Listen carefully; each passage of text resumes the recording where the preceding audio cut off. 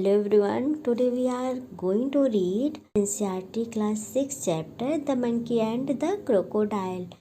तो चलिए आज हम लोग रीड करते हैं the monkey and the crocodile. इसमें कुछ पॉइंट्स हैं जो कि हम इस स्टोरी के बारे में पढ़ेंगे।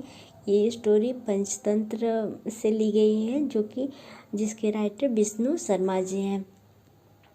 तो चलिए हम रीड करते हैं। A monkey lived in a fruit tree on the bank of river. He made friend with a crocodile, gave him delicious fruit to eat and sent some of his wife. They met regularly and talked, the monkey in the tree and the crocodile on the ground. तो ये monkey और crocodile की कहानी है जो कि monkey ऊपर पेड़ पे रहता था और क्रोकोडाइल वो नीचे पानी में रहता था। मंकी और फ्रेंडशिप थी। तो क्रोकोडाइल मंकी जो रहता था वो पेड़ से फल ला के क्रोकोडाइल को देता था, जिससे वह भी खुश रहता था और वो अपनी पत्नी के लिए भी लेके जाता था। कुछ फल वह अपनी पत्नी के लिए भी लेके जाता था। Once on the bank of a river, a monkey made a home for himself in a tree laden with fruit. तो ये एक रिवर के किनारे पे एक पेड़ था जो कि फल से भरा हुआ था।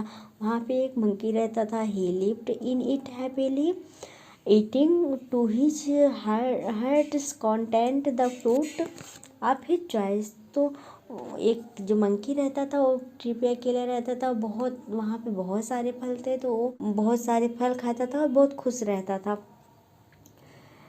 The monkey was happy but lonely and wanted a companion to talk to and share the fruit with। जो मंकी था वो बहुत हैप्पी था लेकिन वो अकेला था। लोनली मतलब होता है अकेला। वह अकेला था और वह चाहता था उसके साथ कोई हो जो बात करे और वह अपने फ्रूट भी, जो पेड़ में बहुत सारे फ्रूट थे, उनको भी शेयर कर सके। But there was no one around, not even another monkey, till one day a crocodile appeared on the road side. तो यहाँ पे और कोई नहीं था, ना तो दूसरा भी कोई मंकी था। एक दिन उसने क्या देखा है कि एक क्रोकोडाइल था जो कि रिवर के साइड में वहाँ पे उसको देखा। तो मंकी ने कहा hello there, said the monkey. तो मंकी ने कहा hi hello there do you. तो मंकी ने कहा hello there do you live in this river, would you like to eat some fruit. तो मंकी ने उससे कहा, क्रोकोडाइल को देखा तो मंकी ने खुद ही बोला हाय हेलो, क्या do you live in this river. तो कहता है कि क्या तुम इस रिवर में रहते हो और क्या तुम कुछ फ्रूट खाना पसंद करोगे।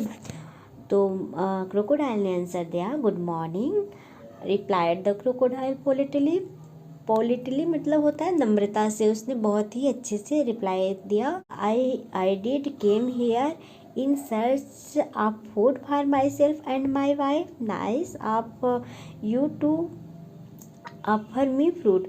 तो कहता है कि गुड मॉर्निंग उसको विश करता है और कहता है मैं यहाँ पे अपने और अपनी वाइफ के लिए कुछ फ्रूट की तलाश में आया हूँ और आपका बहुत बहुत धन्यवाद कि आपने मुझे फ्रूट ऑफर दिया। The monkey plucked some from the nearest branch and threw them down. तो मंकी ने क्या किया, मंकी ने कुछ फ्रूट तोड़े और नीचे गिरा। Crocodile found them delicious, thanks he said, may I have some on my next visit. तो क्रोकोडाइल को बहुत डिलीशियस लगते हैं और वो उसको थैंक बोलता है और कहता है कि जब मैं फिर कल आऊँगा तो मुझे क्या फिर थोड़ा सा मुझे मिलेगा। Certainly of course. तो सर्टेनली मतलब कहता है हाँ क्यों नहीं मिलेंगे। As many as you like, जितना आप पसंद करोगे उतना मिलेगा।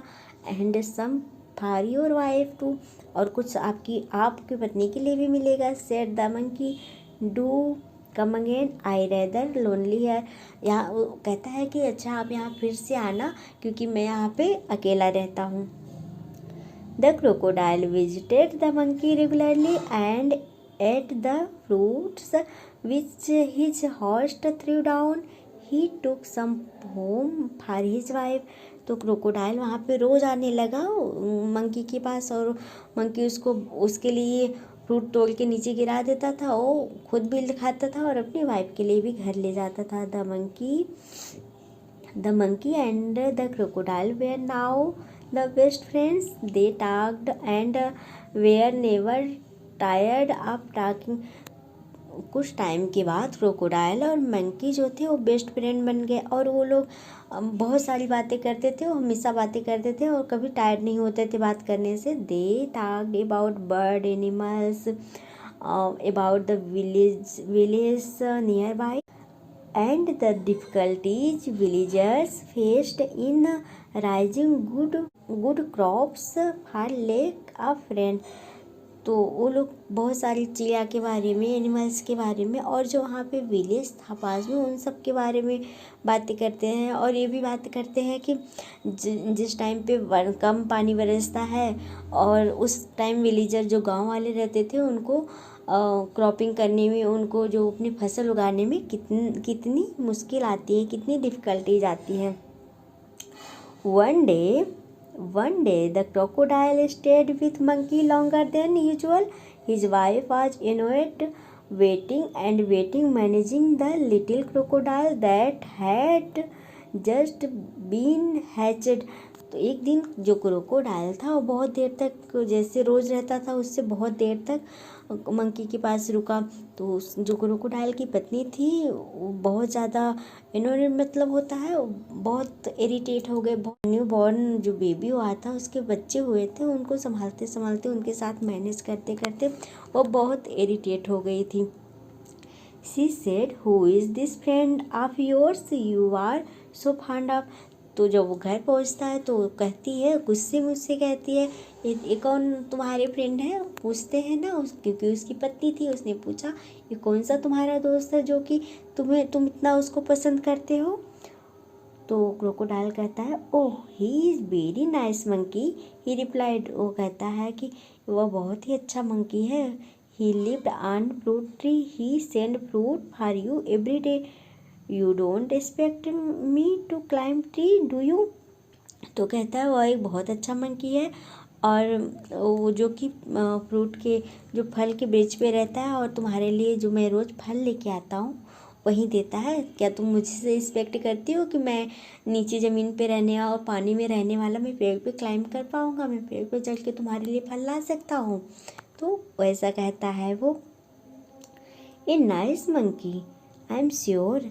तो जो उसकी पत्नी थी वो थोड़ा सा ऐसे चिढ़ के जवाब देती है. Replied the wife with obvious sarcasm.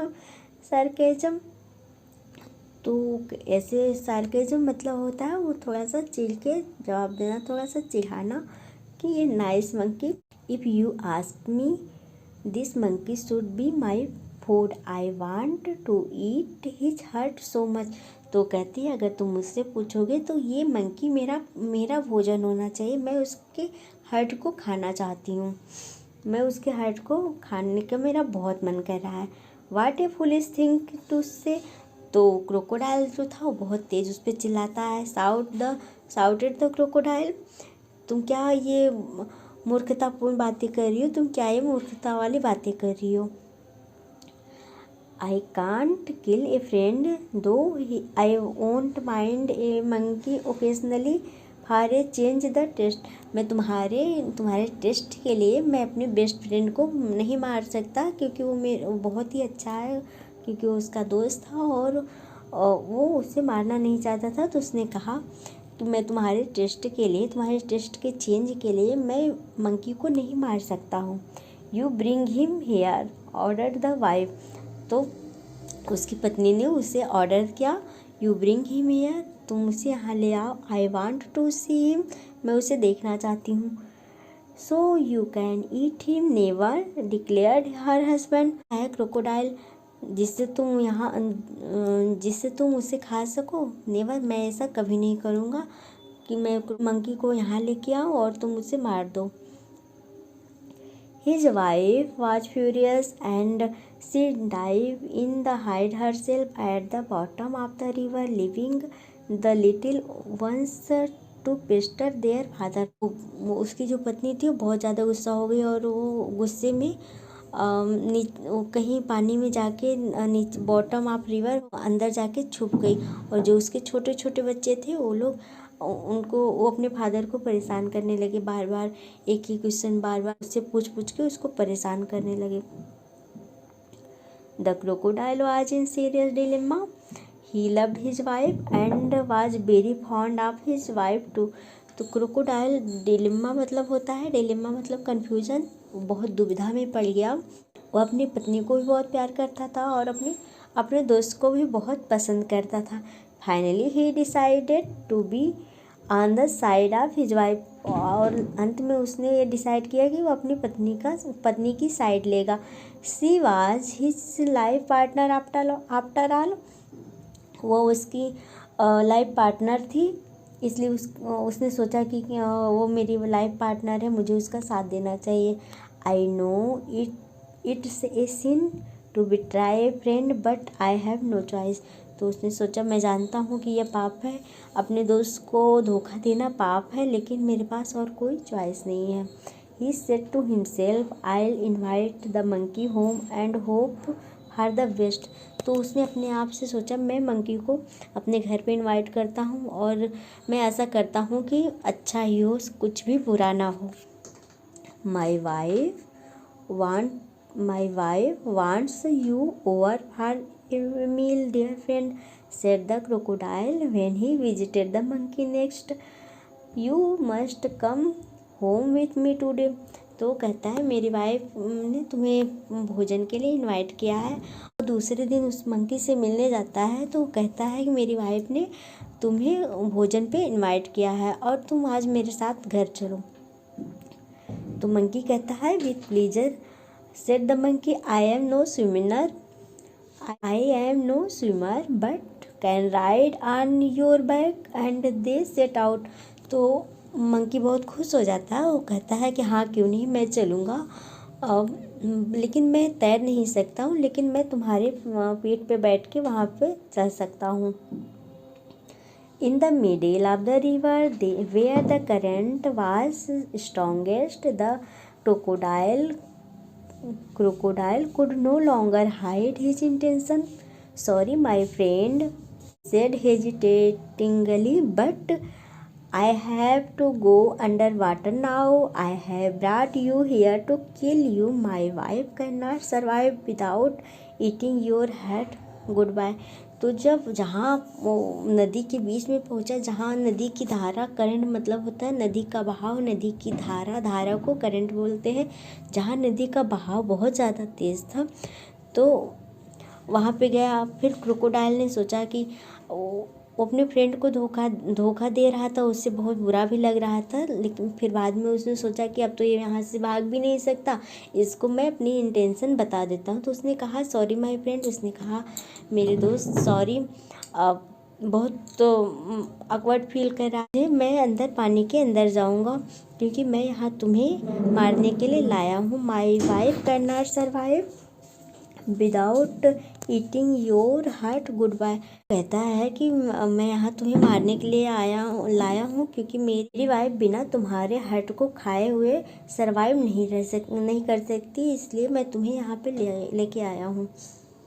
The monkey was scared and distress. तो मंकी बहुत डर गया और वह एकदम डर के अब उसको समझ नहीं आ रहा था कैसे क्या करे। But he was sensible and clever like all monkeys. लेकिन वह अपने माइंड को यूज कर, वह सेंसिबल था और बहुत चतुर भी था जैसे सभी मंकी होते हैं। He kept a cool head calmly. He said, I did do anything for you and your family. मैं तुम्हारे और तुम्हारे दोस्त, तुम्हारी फैमिली के लिए मैं कुछ भी कर सकता हूँ। You are my only friend. तुम तो मेरे एक अकेले ही दोस्त हो। After all what is monkey's heart compare with the life of a crocodile wife. Crocodile की पत्नी की इच्छा के आगे एक मंकी का छोटा सा हार्ट क्या चीज़ है। But how foolish could you be, why did not you tell me before I have brought me my heart along. लेकिन तुम कितने मूर्ख हो, तुमने ये मुझे पहले क्यों नहीं बताया। अगर तुम मुझे बताए होते तो मैं अपना हार्ट लेके आया होता साथ में।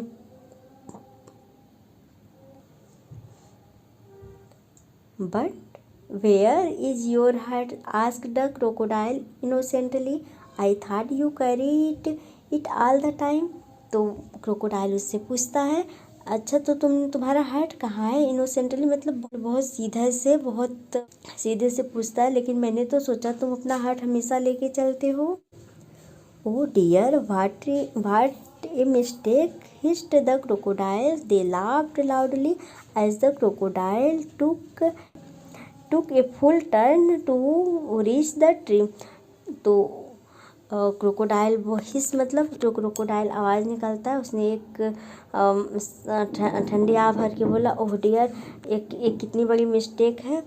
फिर वह खुश हो जाता है कि चलो अगर ये अपना हार्ट ट्रिप पे छोड़ा है तो इस मंकी को मुझे मारना भी नहीं पड़ेगा और इसका हार्ट भी मेरी वाइफ खा लेगी तो वो भी खुश हो जाएगी और मेरा दोस्त भी जीवित रहेगा, इसलिए वह खुश हो जाता है।